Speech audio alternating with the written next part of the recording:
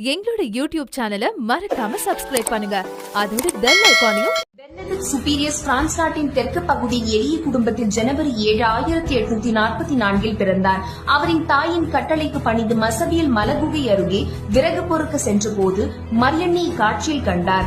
Lourdes அன்னையின் முதல் காட்சி 1858 ஆண்டு பிப்ரவரி 11 நடந்தது. அன்று துவங்கி அதே ஆண்டு ஜூலை 16 நாள் வரை 18 முறை பெர்னடிக்டுக்கு தோன்றினார். அது கார்மேல் அன்னை திருநாள் என்பது குறிப்பிடத்தக்கது. பெர்னடிக்ட் மரியன்னையின் பெயர் என்னவென்று கேட்டபோது நாமே அமலோற்பவம் என்று கூறினார். அதாவது பாவமாசின்றி பிறந்தவர் என்பதாகும்.